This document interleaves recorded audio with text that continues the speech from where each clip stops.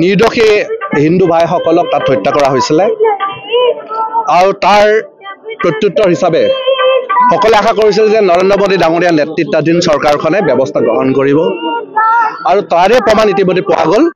যে নৰেন্দ্ৰ মোদী ডাঙৰীয়া নেতৃত্বত যি চৰকাৰ এই চৰকাৰৰ ইতিমধ্যে পাকিস্তানত গৈ উগ্ৰবাদী ঘাটিত ভাৰতীয় সৈনিকে আক্ৰমণ কৰি 100ৰো অধিক উগ্ৰবাদীক নিহত কৰিছে। তাৰ উপৰি পাকিস্তানৰ বিভিন্ন স্থানত য'ত উগ্ৰবাদী প্ৰশিক্ষণ চলি আছে সেই অঞ্চলবিলাকত ভাৰতীয় সৈন্যই ভিতৰত সোমাই গৈ পাকিস্তানৰ ভিতৰত সোমাই গৈ তেওঁলোক আক্ৰমণ কৰি নিহত কৰিছে আৰু সেইটো কাৰণে দেশৰ প্ৰত্যেকজন নাগৰিক গৌৰৱান্বিত হৈছে আৰু নিশ্চয়কৈ আগন্তুক দিনবিলাকতো যি ফেক্টৰী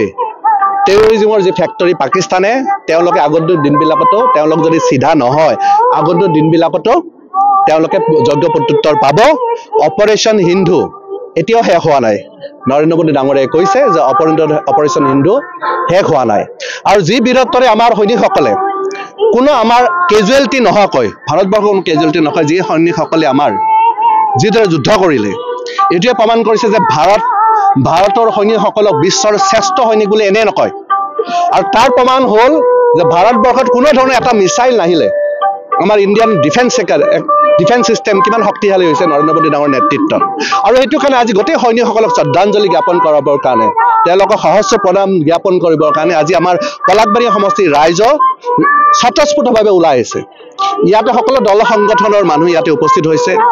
NGOৰ মানুহ ইয়াতে উপস্থিত হৈছে, ফ্ৰীডম ফাইটাৰৰ ফেমিলি ইয়াতে উপস্থিত হৈছে, প্ৰাক্তন আৰ্মি ইয়াতে উপস্থিত হৈছে। সকলোৰে উপস্থিত আজি এখন সৈনিকসকলক প্ৰণাম জনাবৰ কাৰণে শ্ৰদ্ধা জনাবৰ কাৰণে আজি এটা সমদল ইয়াতে ওলোৱা হয় আৰু মই প্ৰত্যেককে আপোনালোকৰ চেনেলৰ জৰিয়তে ধন্যবাদ জ্ঞাপন কৰিছোঁ। আগন্তুক দিনবিলাকত আশা কৰিছোঁ মোদী ডাঙৰীয়াৰ নেতৃত্বত পাকিস্তান অকল পাকিস্তানে নহয় চুবুৰীয়া যত যি দেশ আছে যি শত্ৰু দেশ যোনে নেকি ভাৰতবৰ্ষ অনিষ্ট কৰিব বিচাৰে তেওঁলোকৰ তাত এটা মেছেজ গৈছে আৰু আগন্তুক দিনবিলাকত তেনেকুৱা ধৰণৰ যুগান্তকাৰী ব্যৱস্থা নৰেন্দ্ৰ মোদী ডাঙৰীয়া চৰকাৰখনে নিশ্চয়কৈ ল'ব। হয়, ইতিমধ্যে আপোনালোক সকলোৱে গম পাইছে যে পেহেলগামৰ যি নৰসংহাৰ কৰিছিলে পাকিস্তানী সন্ত্ৰাসবাদীয়ে তাৰ আমাৰ ভাৰতীয় সৈনিকসকলে আমাৰ সকলোৰে শ্ৰদ্ধাৰ প্ৰধানমন্ত্ৰী মোদী ডাঙৰীয়াৰ নেতৃত্বত আমাৰ সৈনিকসকলে যি ধৰণে প্ৰত্যুত্তৰ দিলে গতিকে আমাৰ ভাৰতীয় সৈনিকসকলক লৈ আমি সদায় গৌৰৱবোধ কৰোঁ আৰু এই ভাৰতীয় সৈনিকসকলৰ তেখেতসকলৰ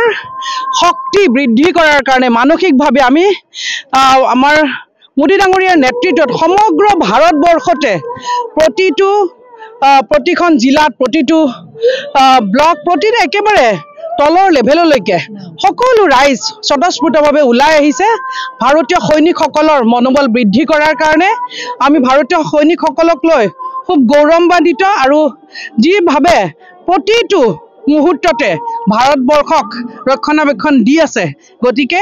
তেখেতসকলৰ সন্মানৰ অৰ্থে আমি আজি এই পলাশবাৰীটো তিৰংগা যাত্ৰা উলিয়াইছোঁ আৰু সকলো ৰাইজকে ধন্যবাদ জ্ঞাপন কৰিছোঁ যে এই তিৰংগা যাত্ৰা তেখেতসকলে খুব সুন্দৰভাৱে সঁহাৰি প্ৰদান কৰিছে আৰু সদায় কম ভাৰত মাতা কি জয়, জয় হিন্দ। বাইদেউ নাৰী শক্তিৰ কথা বৰ্তমান চৰকাৰখনে বিশেষ গুৰুত্ব হৈছে কিন্তু এই যুদ্ধখনত দুগৰাকী বিশেষ নাৰীয়ে আগবাঢ়িছে কিন্তু আমাৰ গুৱাহাটীতো কৰ্মৰত আছিলে। হয় হয়, গতিকে আমি সঁচাকৈ গৌৰৱান্বিত যে ভাৰতীয় নাৰীৰ ইতিহাস ভাৰতবৰ্ষৰ বহু যুগ যুগান্তৰ পৰা আছে। ভাৰতীয় নাৰীসকল বহু বিদুষী নাৰী বহু শক্তিশালী নাৰী আমাৰ ভাৰতবৰ্ষত আছে আৰু যি দুগৰাকী নাৰীৰ নেতৃত্বত এই যুদ্ধত দুগৰাকী নাৰীয়ে নেতৃত্ব দিছিল গতিকে এই মুহূৰ্তত আমি তেখেতসকলকো আকৌ এবাৰ তেখেতসকলক ধন্যবাদ জ্ঞাপন কৰিছোঁ আৰু ভাৰতীয় নাৰীয়ে বহুত আগবঢ়াই নিব পাৰে ভাৰতবৰ্ষখনক গতিকে সকলোকে আমি এই মুহূৰ্তত যিসকল সৈনিক ভাৰতীয় সৈনিকত যিসকল মহিলা সৈনিক আছে তেখেতসকলকো আমি ধন্যবাদ জ্ঞাপন কৰিছোঁ আৰু আশা কৰিছোঁ যে তেখেতসকলৰ নেতৃত্বত ভাৰতবৰ্ষ সদায় সুৰক্ষিত হৈ থাকিব।